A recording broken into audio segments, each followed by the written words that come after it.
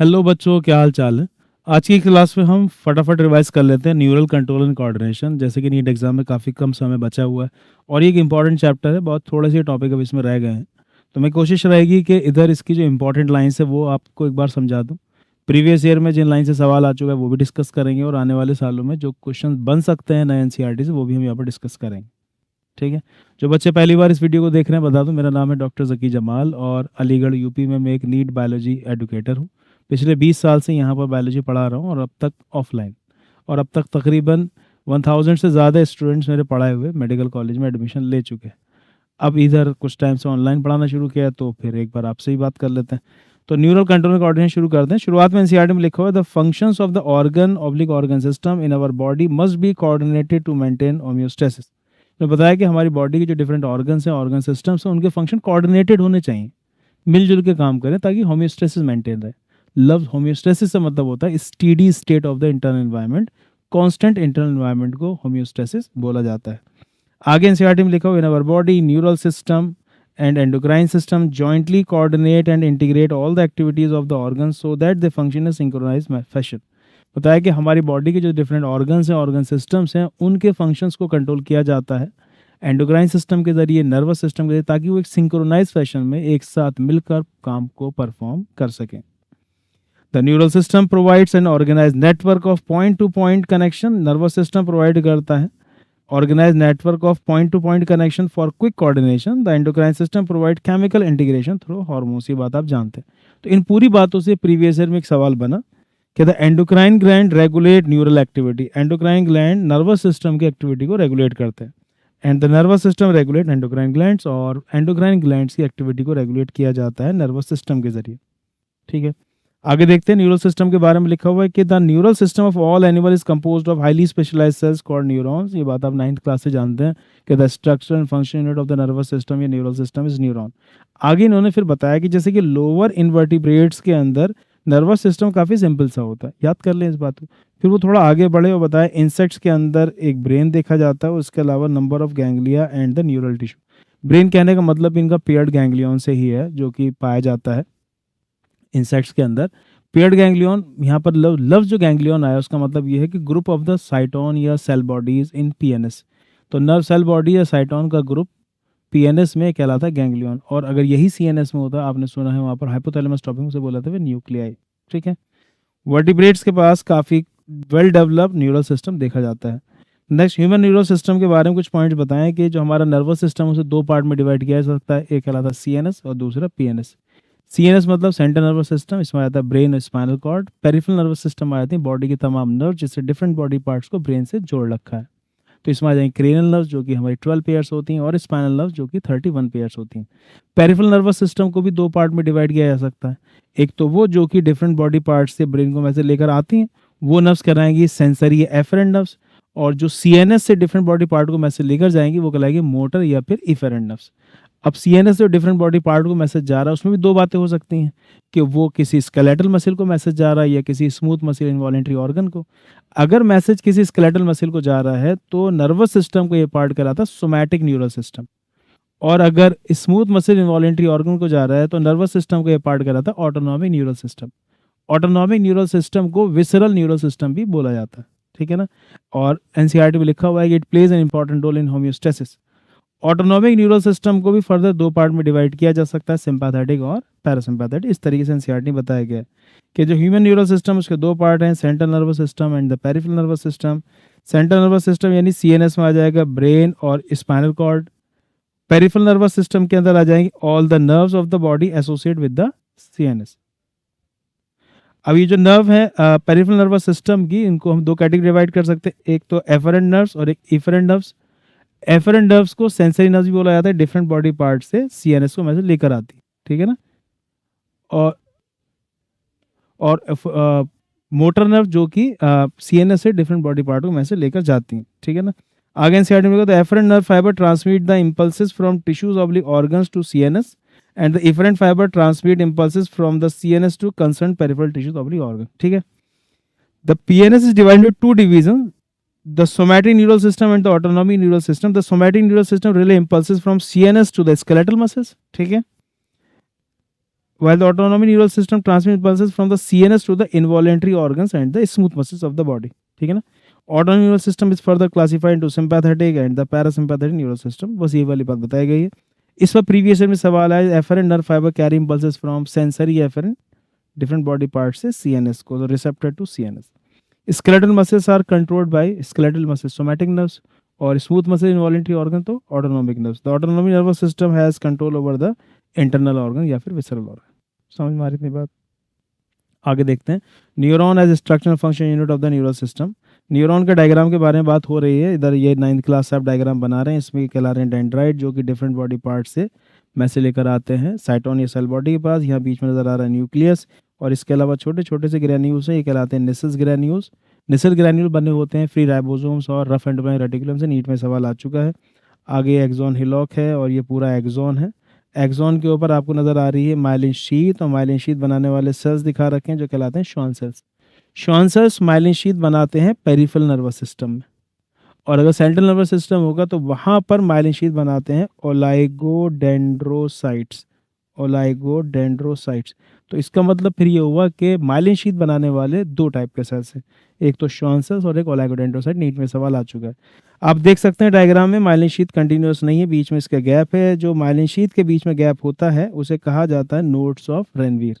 Myelin sheath एक fatty tissue की layer होती है एक्सॉन के ऊपर, जो कि श्वान सेल या ओलाइगोडेंड्रोसाइट बनाते हैं. अगर पूछा जाता है कि सबसे पहले इन्फॉर्मेशन कौन रिसीव करते हैं तो आप बोलेंगे डेंड्राइट. डेंड्राइट इन्फॉर्मेशन ट्रांसफर करते हैं फिर साइटोन या सेल बॉडी की तरफ. साइटोन या सेल बॉडी से फिर अवे फ्रॉम द साइटोन इन्फॉर्मेशन जाती है एक्सॉन के पास. फिर ये लास्ट में पहुंच जाती है एक्सॉन टर्मिनल, जहां पर कि आपको नजर आ रहे हैं साइनेप्टिक नॉब. साइनेप्टिक नॉब के अंदर मौजूद होते हैं साइनेप्टिक वेसिकल्स, जिसमें होते हैं न्यूरोट्रांसमीटर, जो कि एक न्यूरॉन से दूसरे न्यूरॉन तक इन्फॉर्मेशन को ट्रांसफर करने में मदद करते हैं, या न्यूरॉन से मसल को. न्यूरोमस्कुलर जंक्शन आपने लफ्ज सुना होगा, मूवमेंट एंड लोकोमोशन. तो यहाँ पर उन्होंने यही बात बताई कि एक न्यूरॉन के 3 पार्ट होते हैं, तो सेल बॉडी है, एक डेंड्राइट्स है और एक एक्सॉन है. इधर सेल बॉडी के अंदर आपको नजर आएंगे नेसल ग्रैन्यूल्स, जो कि बने होते हैं किससे, फ्री राइबोसोम्स और आरईआर से. मैंने ये सवाल भी यहाँ कवर किया कि माइलिन शीथ कौन कौन बनाते हैं, श्वान सेल्स एंड ओलाइगोडेंड्रोसाइट्स. अच्छा, उसके बाद फिर ये लास्ट में उन्होंने बात की कि साइनेप्टिक नॉब होते हैं, उसमें साइनेप्टिक वेसिकल्स होते हैं, जिसमें कि न्यूरोट्रांसमीटर जैसे फॉर एग्जांपल एसिटाइल कोलिन मौजूद होते हैं. न्यूरॉन की अगर हम बात करें तो न्यूरॉन भी हमारी बॉडी में 3 टाइप के होते हैं, यूनिपोलर न्यूरॉन, बाइपोलर न्यूरॉन और मल्टीपोलर न्यूरॉन. वैसे तो इसके अलावा सीडो यूनिपोलर भी होते हैं, जो कि आप उधर dorsal root ganglion of the spinal cord में सुनेंगे. लेकिन अब जब रिफ्लेक्स एक्शन टॉपिक ही हटा दिया है तो उसके फिर बात करने का कोई मतलब ही नहीं बनता. मल्टीपोलर न्यूरॉन, जो डायग्राम आपके सामने ही मल्टीपोलर न्यूरॉन है. मल्टीपोलर न्यूरॉन जिसमें कि 2 से ज़्यादा डेंड्राइट्स होंगे, नीचे एक एक्सॉन नज़र आ रही होगी, ये कहलाता है मल्टीपोलर न्यूरॉन. अगर एक ऐसा न्यूरॉन है कि उसके मतलब ये वाला डायग्राम दिखा रखा है, 2 से ज़्यादा डेंड्राइट्स और इसके अलावा एक एक्सन, तो मल्टीपोलर. अगर एक एक्सन और एक डेंड्राइट है तो ये कहलाएगा बाइपोलर न्यूरॉन, और केवल एक ही एक्सन है तो ये कहलाएगा यूनिपोलर न्यूरॉन. मल्टीपोलर न्यूरॉन हमारी पूरी बॉडी में ज़्यादातर ऐसे ही न्यूरॉन है, इसलिए बचपन से आप ऐसे ही डायग्राम बनाते आ रहे हैं. लेकिन एग्जाम्पल के लिए कुछ तो बोलना ही पड़ेगा, तो बोलते हैं सेरेब्रल कॉर्टेक्स के अंदर मल्टीपोलर न्यूरॉन पाए जाते हैं. एग्जाम्पल आप याद कर लें. बाइपोलर न्यूरॉन को बताएं रेटाइना ऑफ द आई में, ये जो हमारे रॉड सेल्स कौन सेल्स है, नाम आपने सुने होंगे, वो भी टॉपिक डिलीट हो गया 10th में ही सुना होंगे आपने. रॉड सेल कौन सेल्स में, उसके अलावा जो ऑल्फैक्टरी एपिथेलियम है, इन सब जगह बाइपोलर न्यूरॉन पाए जाते हैं. यूनिपोलर न्यूरॉन एम्ब्रियोनिक स्टेज में देखे जाते हैं, जब बच्चे का डेवलपमेंट अपनी मदर के यूट्रस में हो रहा होता है. ये 3 एग्जाम्पल आप याद कर लेंगे. अब अगर हम एक्सॉन को देखेंगे, एक्सॉन को नर्व फाइबर ही बोला जाता है, तो देखेंगे 2 प्रकार के होते हैं, माइलिनेटेड और non myelinated. Myelinated nerve fibres उन्हें बोला जाता है, इन पर माइलिन शीथ होती है, और जिन पर माइलिन शीथ नहीं होती वो कहलाते हैं non myelinated nerve fibre. Myelinated nerve fibre पूछा जा सकता है कहाँ पाए जाते हैं, तो आप बोलें cranial nerves and spinal nerve. NCERT की रेंज से सवाल पूछा जा सकता है कि myelinated nerve fibre are found in the cranial and spinal nerves. Unmyelinated nerve fibres कहाँ पाए जाते हैं, somatic and autonomic neural system में. Unmyelinated nerve fibres are commonly found in somatic and autonomic neural system. ये सवाल NEET में आ चुका है, याद कर लेंगे आप. The gap between the 2 adjacent myelin sheath is called nodes of Ranvier. इसके बारे में हमारी बात हो चुकी है, ठीक है. Next, generation and conduction of nerve impulse. कैसे एक नर्व इम्पल्स जनरेट होती है फिर कैसे आगे बढ़ती है, इसको एनसीईआरटी यहाँ बड़ी खूबसूरती के साथ समझाया गया. बात को समझाने के लिए मैंने यहाँ पर एक न्यूरॉन दिखाया है आपको, और मैंने यहाँ पर दिखाया है कि न्यूरॉन को अगर आप रेस्टिंग कंडीशन में भी देखेंगे तो बाहर की साइड आपको इस पर प्लस चार्ज नजर आएगा. न्यूरॉन मसल सेल में ऐसे देखने को मिलता है, अंदर की साइड माइनस. तो एक सवाल ये कि अगर एक रेस्टिंग कंडीशन न्यूरॉन को देखा जाता है तो बाहर वो प्लस होता है, आउटसाइड इनसाइड माइनस होता है. क्यों? तो उसकी वजह है, खैर फिलहाल बाहर प्लस अंदर माइनस होने की वजह से अगर हम इस पर एक बहुत ही सेंसिटिव डिवाइस है कैथोड रे ऑसिलोस्कोप लगाएं तो यहाँ पर हमें पोटेंशियल डिफरेंस मिल जाएगा -70 मिलीवोल्ट का। तो इसलिए ऐसे बोला जाता है कि जो रेस्टिंग मेम्ब्रेन पोटेंशियल है एक्सॉन मेम्ब्रेन का वो -70 मिलीवोल्ट होता है। और ये इस वजह से होता है क्योंकि न्यूरॉन हर वक्त एक पोलराइज स्टेट में पाया जाता है, खासतौर से अगर रेस्टिंग कंडीशन में है तब भी। तो इसका मतलब बाहर उसमें प्लस होता है और अंदर माइनस होता है। अब बाहर प्लस क्यों होता है? तो जो न्यूरॉन की प्लाज्मा मेम्ब्रेन है उस पर कई तरीके के दरवाजे होते हैं, चैनल्स होते हैं जिनसे आयंस इधर-उधर होते रहते हैं। एक होते हैं उनमें आयन चैनल जिन्हें हम पैसिव चैनल कह सकते हैं। आयन चैनल या पैसिव चैनल काम क्या होता है कि वो लगातार बाहर पोटेशियम को निकालते रहते हैं। अब पोटेशियम पॉजिटिवली चार्ज आयन है, तो जब वो बाहर की साइड जाएगा तो बाहर प्लस हो जाएगा। पोटेशियम बाहर क्यों जा रहा है? असल में कोई भी सेल है, मैंने यहाँ डायग्राम में दिखाया अभी, कोई भी सेल है जैसे आरबीसी भी हो, कोई भी सेल हो, सेल के अंदर पोटेशियम आयन ज़्यादा होते हैं। Most abundant intracellular cation is potassium, और सेल के बाहर सोडियम ज़्यादा होता है। अब हर चीज़ नॉर्मली हाई से लो की तरफ भागती है। अब जो ये न्यूरॉन की प्लाज्मा मेम्ब्रेन पर, एक्सॉन की प्लाज्मा मेम्ब्रेन पर आयन चैनल्स हैं, पैसिव चैनल, ये अंदर से बाहर की साइड हाई से लो की तरफ पोटेशियम को भगाते रहते हैं। They are more permeable to potassium ion. हालांकि बाहर सोडियम भी ज़्यादा, लेकिन सोडियम आ नहीं पाता बहुत ज़्यादा अंदर because they are nearly impermeable to sodium ion. तो बाहर से पोटेशियम को निकालते रहते हैं, बाहर से सोडियम अंदर आ नहीं पाता इतना, तो इसलिए वही बाहर की साइड प्लस, अंदर की साइड माइनस। लेकिन सिर्फ आयन चैनल की वजह से ही ये रेस्टिंग मेम्ब्रेन पोटेंशियल -70 मिलीवोल्ट का नहीं बन पाता, क्योंकि यहाँ पर आयन बहुत स्लो मूव करते हैं। इसलिए यहाँ पर अल्लाह ताला ने एक्सॉन की प्लाज्मा मेम्ब्रेन पर सोडियम पोटेशियम पंप भी बनाए। इन सोडियम पोटेशियम पंप का काम क्या होता है कि 3 सोडियम आयन को बाहर निकालते हैं, उसके बदले 2 पोटेशियम आयन को अंदर करते हैं। और एक बार में जब इन पर आके एक एटीपी बाइंड करता है तो 3 सोडियम को बाहर और 2 पोटेशियम को अंदर। बाहर ऑलरेडी सोडियम ज़्यादा है, अंदर कम है, कम से ज़्यादा की तरफ गया, यानी अगेंस्ट द ग्रेडियंट मूवमेंट हो रहा है यहाँ पर सोडियम का। पोटेशियम अंदर ज़्यादा है, बाहर कम है, कम से ज़्यादा की तरफ आ रहा है, यानी अगेंस्ट द ग्रेडियंट मूवमेंट हो रहा है। तो जब जब एटीपी का इन्वॉल्वमेंट होता है तो अक्सर ये देखा जाता है कि जो मूवमेंट होता है वो अगेंस्ट द ग्रेडियंट होता है। इसलिए बाहर सोडियम जा रहे हैं 3, अंदर पोटेशियम आ रहे हैं 2, यानी ओवरऑल 1 प्लस बाहर ज़्यादा बढ़ रहा है। तो इस वजह से बाहर की साइड प्लस। इसके अलावा अंदर एक्सॉन का जो साइटोप्लाज्म, एक्सोप्लाज्म में नेगेटिवली चार्ज प्रोटीन होते हैं that are impermeable to these ion channel, वो बाहर नहीं निकल पाते, तो अंदर की साइड हो जाता है माइनस और बाहर की साइड हो जाता है प्लस। तो अब आपसे अगर ये सवाल ही पूछ लिया जाए कि रेस्टिंग मेम्ब्रेन पोटेंशियल एक न्यूरॉन के ऊपर, या जो न्यूरॉन पोलराइज स्टेट में पाया जाता है उसकी वजह क्या है, तो आप बोलेंगे आयन चैनल्स, जो कि मोर परमिएबल हैं पोटेशियम आयन के लिए and nearly impermeable to sodium ion. दूसरा इसके अलावा सोडियम पोटेशियम पंप, जिसमें 3 सोडियम बाहर, उसके बाद 2 पोटेशियम अंदर, और अंदर की साइड मौजूद है नेगेटिवली चार्ज प्रोटीन। मैंने क्वेश्चन लिखा भी है, सवाल अगर पूछा था, resting membrane potential is achieved by passive diffusion by ion channels, है ना। इसके अलावा sodium potassium ATPase pump, ATP को तोड़ता है वो, negative charge protein and axoplasm. तो आप आंसर लगा देंगे इसका ऑल ऑफ दीज। याद रखिए वाली बात। देख लेते हैं एनसीईआरटी में समझाया गया। Neurons are excitable cells, neuron excitable cells हैं because their membranes are in a polarised state. हो सकता है असर्शन रीजन बना दे कि neurons are excitable cells, assertion reason बना दे because their membranes are in a polarised state, ठीक है ना। Do you know why the membrane neuron polarised state? उन्होंने बताया कि यहाँ पर आयन चैनल्स होते हैं, फिर उसकी तारीफ बताई, they are more permeable to potassium ion, nearly impermeable to the sodium ions. When a neuron is not conducting any impulse, यानी कि वो resting condition में, the axonal plasma membrane is comparatively more permeable to potassium ion and nearly impermeable to the sodium ion. Similarly, the membrane is impermeable to the negatively charged protein present in the exoplasm. इसके अलावा फिर आगे उन्होंने बात की sodium potassium pump की भी। The axoplasm inside the axon contains high concentration of potassium ion. ये यहाँ की बात नहीं है, नॉर्मल सी बात है, ये किसी भी सेल के अंदर पोटेशियम ज़्यादा होता है, इस पर सवाल बन सकता है, और सेल के बाद सोडियम बन भी चुका है। Negative charge protein and low concentration sodium ion. In contrast, the fluid outside the axon contains a low concentration of potassium and high concentration of sodium, thus forms a concentration gradient. ठीक है। आगे बात की sodium potassium pump की। Transport sodium ion outside, it transport 3 sodium ion outside and 2 potassium ion into the cell, ठीक है। At resting state, nerve cell has high potassium inside and high sodium outside। तो मैं कह रहा हूँ इस पर सवाल बन भी चुका है। अब ये तो हो गया जनरेशन नर्व इम्पल्स। अब कैसे कंडक्शन होता है नर्व इम्पल्स का, इसके बारे में बात कर लेते हैं। एक तो लाइन और भी है एनसीईआरटी में लिखी, इस पर सवाल बन सकता है कि the electrical potential difference across the resting membrane potential is called the resting potential. Resting condition में जो पोटेंशियल डिफरेंस होगा वो रेस्टिंग पोटेंशियल कहलाता है, और इसकी वैल्यू होती है -70 मिलीवोल्ट। आप इसे याद कर लेंगे, ठीक है। Mechanics of generation nerve impulse, the electrical potential difference across the plasma membrane at site A is called the action potential and it is also called nerve impulse। मैं बता देता हूँ इन्होंने क्या बताया। देखो ये इन्होंने 2 डायग्राम दिखा रखे हैं न्यूरॉन के, और इन्होंने ये दिखाया सपोज कोई नर्व इम्पल्स आया इधर एक्सॉन तक, तो उसकी वजह से क्या होता है, डीपोलराइजेशन होता है, यानी incoming of sodium ion. Depolarization मतलब इनकमिंग ऑफ सोडियम है। अब प्लस आयन अंदर जाएंगे तो अंदर की साइड हो जाएगा प्लस और बाहर की साइड हो जाएगा माइनस। इधर भी ऐसे ही हुआ, बाहर की साइड माइनस अंदर की साइड प्लस। तो इन्होंने इसको ऐसे कलर करके दिखा दिया कि इतने पोर्शन में पोलैरिटी चेंज हो चुकी है, अंदर हो चुका है प्लस, बाहर हो चुका है माइनस। अब उससे क्या होगा, आपको याद होगा कि जब भी आप इलेक्ट्रिसिटी पढ़ते थे पॉजिटिव टर्मिनल से आप करंट निकलते हुए दिखाते थे, तो उन्होंने वही दिखाया कि पॉजिटिव टर्मिनल से इधर नेगेटिव साइड करंट मूव करेगा, बाहर भी यही होगा, प्लस से माइनस की साइड मूव करेगा करंट। तो इधर दिखा रहा है कि पॉइंट ए, इधर point B.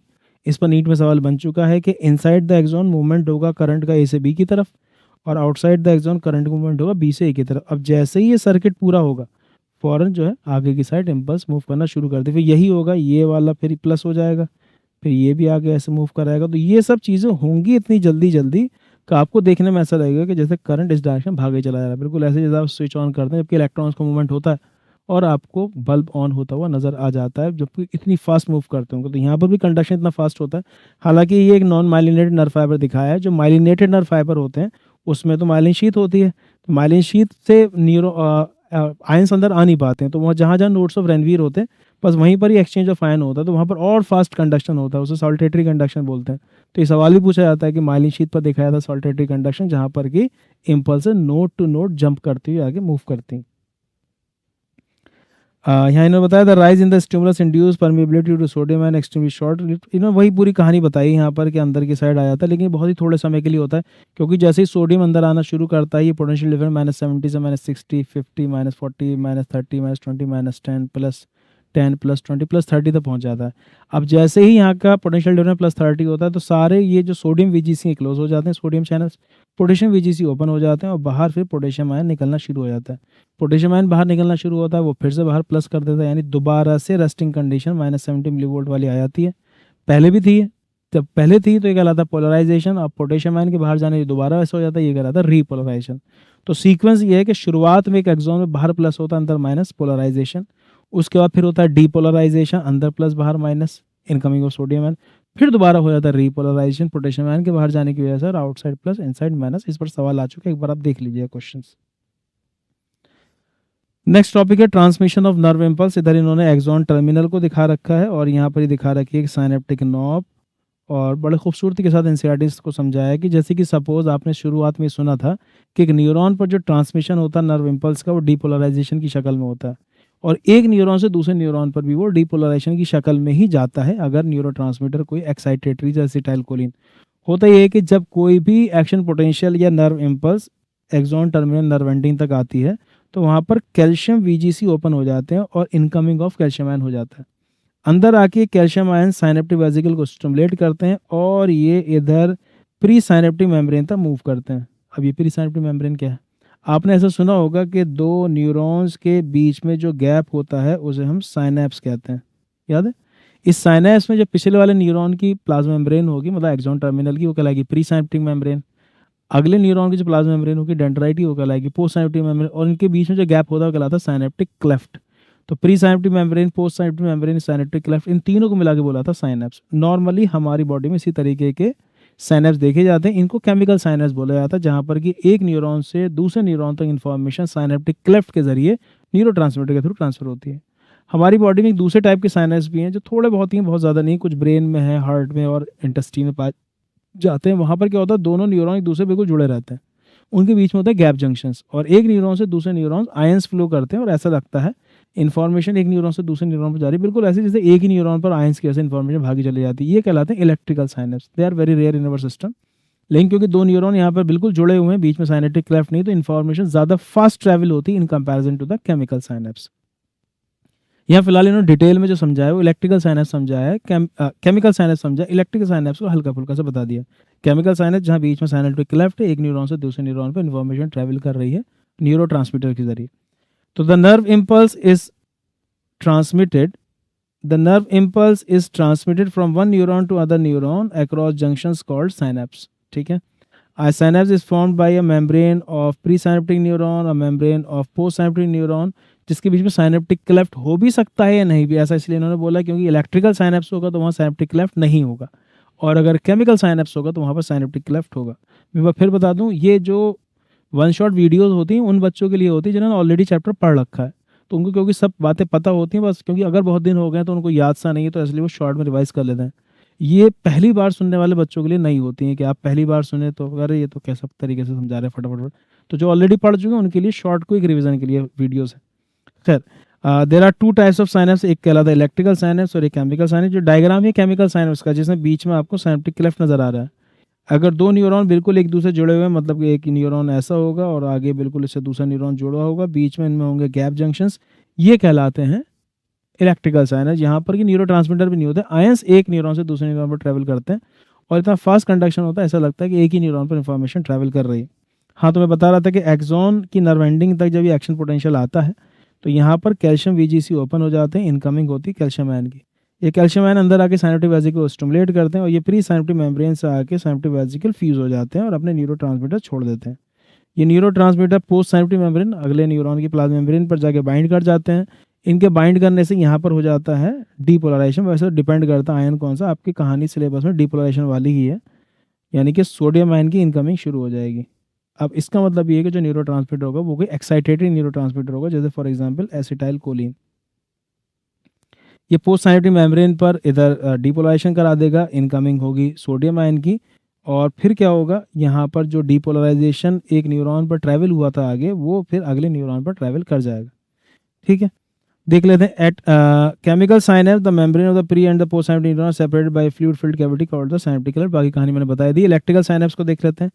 Electrical synapse, the membrane of the pre and post synaptic neuron are in very close proximity. Electric current can flow directly from one neuron to the other neuron across these synapses, क्योंकि बीच में neurotransmitter का मामला नहीं है ना, synaptic cleft है। The transmission of an impulse across the electrical synapse is very similar to the impulse conduction across the single axon. बिल्कुल ऐसा लगता है जैसे एक ही एक्सॉन पर impulses ट्रांसफर कर रही हैं। Impulse transmission across an electrical synapse is always faster than the chemical synapse. जाहिर सी बात है, बीच में साइनेप्टिक क्लेफ्ट भी नहीं है, न्यूरोट्रांसमीटर का मसला भी नहीं है, तो जो इन्फॉर्मेशन ज़्यादा तेज़ ट्रैवल करेगी वो इलेक्ट्रिकल साइनेप्स में ही करेगी। Electrical synapse are very rare nervous system, बहुत ही कम है, थोड़े बहुत ब्रेन, हार्ट और इंटेस्टाइन में, ज़्यादातर हमारी बॉडी में केमिकल साइनेप्स ही हैं। The release neurotransmitter bind to the specific receptor present the post synaptic membrane. हाँ, ये सवाल नीट में आ चुका है, आप इसको याद कर लेंगे। न्यूरोट्रांसमीटर जाहिर सी बात है अगली वाली मेम्ब्रेन पर जाके बाइंड करेंगे, है ना। तो एक सवाल ही पूछा गया था कि रिसेप्टर्स न्यूरोट्रांसमीटर कहाँ मौजूद होता है, आप बोलेंगे रिसेप्टर न्यूरोट्रांसमीटर के पोस्ट साइनेप्टिक मेम्ब्रेन में मौजूद होते हैं। समझ में आ गई इतनी बात। नेक्स्ट टॉपिक है हमारा ब्रेन। ब्रेन से रिलेटेड पहली बात तो अभी जानते होंगे, बाहर इसके स्कल है, अंदर 3 मैनेंजेस हैं। सबसे अंदर वाली है पाया मैटर, है ना, जो कि बिल्कुल ब्रेन टिश्यू से कॉन्टैक्ट में है, तो जाहिर सी बात है हाईली वैस्कुलर होगी। सबसे ज़्यादा ब्लड सप्लाई इसी के पास है, ताकि ब्रेन को भी लगातार नरिशमेंट मिलता रहे। बीच में एक पतली सी है एरेक्नोइड मैटर, और सबसे बाहर जो क्रेनियल मैनेंजेस का नाम है ड्यूरा मैटर। तो ब्रेन और सबसे बाहर स्कल, इनके बीच में 3 क्रेनियल मैनेंजेस सीक्वेंस पूछा था। सबसे अंदर पाया, उसके बाद एरेक्नोइड और सबसे बाहर ड्यूरा। ब्रेन को हम 3 पार्ट में डिवाइड कर सकते हैं। जो ये सबसे बड़ा वाला पोर्शन है, ये कहलाता है फोर ब्रेन। इसमें है ऑल्फैक्टरी लोब, सेरिब्रम और diencephalon. Cerebrum largest part of the human brain, thinking वाला मामला सारा यहीं से कंट्रोल होता है, आपने 9th-10th में सुना होगा।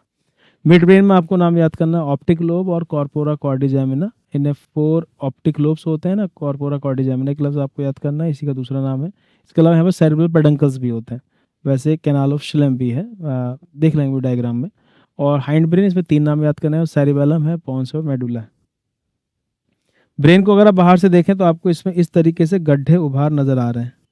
तो इस पर सवाल पूछा जाता है कि हमारे ब्रेन में नज़र आते हैं सल्काई और गायराई, सल्काई और गायराई। तो जो ये डाउनवर्ड ग्रूव हैं ये कहलाते हैं सल्काई, और जो अपवर्ड फोल्ड होते हैं ये कहलाते हैं गायराई। ये सवाल पूछा जा सकता है। डाउनवर्ड ग्रूव हैं वो कहलाते हैं सल्काई, और जो अपवर्ड फोल्ड हैं वो कहलाते हैं गायराई। ठीक है, ब्रेन को अगर आप कट करके देखेंगे तो इसमें बाहर की तरफ एक पतला सा ग्रे मैटर नज़र आता है और अंदर अच्छा खासा वाइट मैटर नज़र आता है। ग्रे मैटर ग्रे इसलिए क्योंकि वहाँ पर मेनली नर्व सेल बॉडीज़ हैं, और वाइट मैटर वाइट इसलिए क्योंकि यहाँ पर ज़्यादातर माइलिनेटेड नर्व फाइबर्स हैं। सीएनएस में नर्व फाइबर की लफ्ज़ आता है ट्रैक्ट, तो ऐसा बोला जाता है कि वाइट मैटर में मेनली माइलिनेटेड नर्व फाइबर्स। ठीक है, देख लेते हैं एनसीईआरटी में किस तरीके समझाया गया है कि brain is the central information processing organ. Of course central information processing organ है, डिफरेंट बॉडी पार्ट को कमांड भी देता है, कंट्रोल भी करता है, and act as a command and the control system. फिर आगे इन्होंने ब्रेन के बहुत सारे फंक्शन बताए हैं। आगे जब इन्होंने डिटेल में फंक्शन बताए वहाँ नाम नहीं लिया, तो यहीं पे देख लेते हैं ज़रा। हाइपोथैलेमस का आगे इन्होंने बताया है, फोर ब्रेन का ही पार्ट है।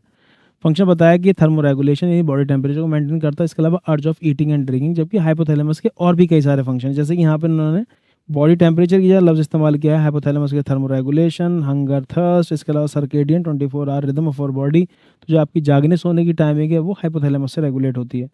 पीनियल ग्लैंड की मेलाटोनिन से भी होती है, यहाँ से भी होती है। और इसके अलावा activities of several endocrine gland, जैसे कि हाइपोथैलेमस पिट्यूटरी को, एंटीपिट्यूटरी को कंट्रोल किए हुए। एंड द ह्यूमन बिहेवियर मतलब कि यहाँ पर ईटिंग ड्रिंकिंग भी आ सकता है और सेक्सुअल बिहेवियर भी आ सकता है। सेक्सुअल बिहेवियर में हाइपोथैलेमस इन्वॉल्व है, इसके अलावा लिम्बिक सिस्टम भी आप आगे सुन लेंगे। ये बताया कि हमारा जो ब्रेन है it is protected by skull, the brain is covered by cranial meninges. इसमें जो सबसे बाहर वाली वो ड्यूरा मैटर, बीच में बहुत पतली सी अरेक्नोइड मैटर और सबसे अंदर होती है पिया मैटर या पाया मैटर। ब्रेन को 3 पार्ट में डिवाइड किया जा सकता है, फोर ब्रेन, मिड ब्रेन और हाइंड ब्रेन। मैंने सवाल लिख दिया, ड्यूरा पर आ चुका है। The outermost layer of the brain is dura mater, are richly vascular layer which with lots of the blood capillaries pia mater या पाया मैटर। डायग्राम एनसीईआरटी में दिखा रखा है। थोड़ी सी गड़बड़ी है इस डायग्राम के अंदर, जैसे कि मिड ब्रेन यहाँ है, ये इस जगह इन्होंने यहाँ दिखा रखा है। इसके अलावा जो यहाँ पर इन्होंने दिखा रखा है ये पॉन्स है, मेडुला इधर है, ये मेडुला है, ये मेडुला है नीचे, तो ये स्पाइनल कॉर्ड शुरू हो गई है। खैर ये कैनाल ऑफ शिलम दिखा रखी है। ब्रेन में हमारा जो लार्जेस्ट पार्ट है ब्रेन का सेरिब्रम है, और इस सेरिब्रम में ये 2 सेरिब्रल हेमिस्फीयर्स हैं।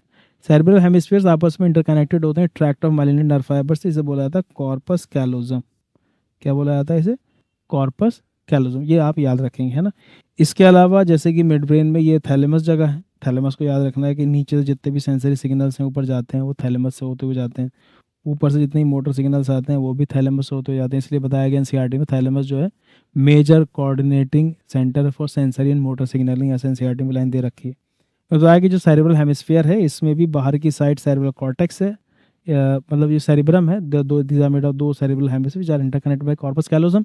सेरिब्रम में भी बाहर की साइड है सेरिब्रल कॉर्टेक्स, जिसमें मेनली है नर्व सेल बॉडीज। थोड़ा डार्क कलर का होता है इसलिए इसको ग्रे मैटर भी बोल देते हैं, ग्रे मैटर सेरिब्रल कॉर्टेक्स को। और अंदर की side tract of myelinated nerve fibres हैं, और tract of myelinated nerve fibre होने की वजह से इसको वाइट मैटर बोलते हैं कि देखने में ये कंपैरेटिवली वाइट ही नज़र आता है। अब जो बाहर है सेरिब्रल कॉर्टेक्स में 3 तरीके के एरियाज हैं, सेंसरी एरियाज, मोटर एरियाज और एसोसिएशन एरिया। सेंसरी एरिया नाम से समझ में आ रहा है कि डिफरेंट बॉडी पार्ट से जब मैसेज आते होंगे तो वो सेंसरी एरियाज में ही आते होंगे। मोटर एरियाज जो ब्रेन से मैसेज जाते होंगे डिफरेंट बॉडी पार्ट्स को, वो मोटर एरियाज से ही जाते होंगे। अब इन सेंसरी एरियाज और इन मोटर एरियाज को जोड़ने वाले एसोसिएशन एरियाज। तो एनसीईआरटी लिखती है कि हमारे सेरिब्रल कॉर्टेक्स में 3 तरह के एरियाज हैं, sensory areas, motor areas and the areas and the larger portion of the area that are neither clear cut sensory nor motor. तीसरे जो एरियाज हैं उनको देख के नहीं कहा जा सकता पूरे तरीके से वो सेंसरी या मोटर, क्योंकि वहाँ पे इतने ज़्यादा साइनेप्सेस हैं कि वाकई देख के समझ में नहीं आता इसको सेंसरी बोला जाए या मोटर। वो कहलाते हैं एसोसिएशन एरियाज। एसोसिएशन एरियाज के 3 इंपॉर्टेंट काम है, inter sensory association, memory and communication. Inter sensory association मतलब 2 से ज़्यादा सेंसेस को इंटरप्रेट करना। जैसे कि अगर आप इस वीडियो को देख रहे हैं तो यहाँ पर आपका विजुअल रिफ्लेक्सेस काम कर रहे हैं, है ना, यानी आपका देखने वाला सेंस ऑर्गन काम कर रहा है, लेकिन आप सुन भी रहे हैं आवाज़ को तो आपका सुनने वाला ऑडिटरी वाला सेंस ऑर्गन भी काम कर रहा है। और इसके अलावा इसी बीच अगर आप कोई चीज़ खाते में इस वीडियो को देख रहे हैं तो आपको उसका टेस्ट भी आ रहा है। तो 2-3 सेंस ऑर्गन्स सेंसेस यहाँ पर एक साथ मिलकर काम कर रहे हैं, तो 2 या 2 से ज़्यादा सेंसेस को आपस में इंटरप्रेट करना इंटर सेंसरी एसोसिएशन, ये एसोसिएशन एरियाज का ही काम होता है जो सेरिब्रल कॉर्टेक्स में होते हैं। इसके अलावा मेमोरी, ऑफ कोर्स हमारे जहन में बहुत सारी चीज़ें महफूज हैं, वो यहीं एसोसिएशन एरियाज में ही महफूज होती हैं। और इसके अलावा कम्युनिकेशन, जैसे सेंसरी से मैसेज को मोटर तक पहुंचाना, तो ये एक कम्युनिकेशन वाली बात हो, ये भी एसोसिएशन एरिया से रेगुलेट होता है। तो उन्होंने बताया 4 ब्रेन में हमें याद करना, सेरिब्रम है, थैलेमस और हाइपोथैलेमस। थैलेमस हाइपोथैलेमस दरअसल डायंसेफेलॉन के पार्ट हैं, अलग अलग बोल दिया इसके बारे में। उन्होंने बताया कि जो हमारा सेरिब्रम है ये major part of the brain, यानी largest part of the brain is cerebrum. सवाल आ चुका है, largest part of the brain is cerebrum. आगे बताया a deep cleft which divides the cerebrum longitude into 2 half called the cerebral hemisphere. जो हमारा cerebrum है उसके बीच में डीप क्लेफ्ट होती है, इसके वजह से 2 सेरिब्रल हेमिस्फीयर डिवाइड हो गया जो आपस में इंटरकनेक्टेड होते हैं बाय कॉर्पस कैलोजम। फिर उन्होंने बताया layer of the cells which cover the cerebral hemisphere is called the cerebral cortex. बाहर एक पतली सी लेयर है सेरिब्रल कॉर्टेक्स जो डार्क कलर की होती है, इसे गिरा मैटर बोलते हैं। डार्क इसलिए क्योंकि उसमें mainly nerve cell bodies present होती हैं। And the gray matter and the new nerve cell bodies are concentrated here. Cerebral cortex contains the motor areas, sensory areas, and the large region that are neither clearly sensory nor motor in function. These are called the association areas. Association areas के function intersensory association, memory, and the communications. ठीक, fibers of the tract are covered with the myelin sheath which constitute the inner part of the cerebral hemisphere. खैर, आगे में बताया कि जो हमारा cerebrum है it wraps around the thalamus. Thalamus sensory signal जो ब्रेन में जाते हैं थैलेमस से होते हुए जाते हैं, मोटर सिग्नल जो ब्रेन से आते हैं वो भी थैलेमस से आते हैं, इससे थैलेमस को gate keeper of the brain भी कहा जाता है। ये भी सवाल आ चुका है। ये एनसीईआरटी बड़ी खूबसूरत लाइन लिखी है थैलेमस के बारे में कि thalamus is the major coordinating centre for the sensory and the motor signalling. उसके बाद नेक्स्ट बात की है थैलेमस के नीचे हाइपोथैलेमस की। आप डायग्राम में देख सकते हैं ये थैलेमस है और इसके नीचे यहाँ ये हाइपोथैलेमस है। तो थैलेमस के नीचे ही हाइपोथैलेमस है। वैसे एक सवाल है उधर एंडोक्राइन में आपने पढ़ा था hypothalamus is the basal part of the diencephalon. असल में पूरा पोर्शन ही डायंसेफेलॉन है, ऊपर वाला इसमें थैलेमस है, नीचे वाला हाइपोथैलेमस है। हाइपोथैलेमस के कई सारे फंक्शन है, जैसे कि हमारा बिहेवियर रेगुलेट करता है, उसमें सेक्सुअल बिहेवियर भी आता है और जब ईटिंग ड्रिंकिंग भी आता है, हमारे इमोशंस भी। इसके अलावा ये बायोलॉजिकल क्लॉक की तरह काम करता है, 24 hour diurnal rhythm circadian maintain करता है, जो आपने अभी स्टार्टिंग में सुना भी था। इसके अलावा endocrine control anti pituitary control किया रहता है, thermo regulation body temperature maintain करता है, और इसके अलावा ANS control autonomic nervous system को भी कंट्रोल किया जाता है हाइपोथैलेमस के जरिए। अब hypothalamus autonomic nervous system control करता है और ANS plays an important role in homeostasis.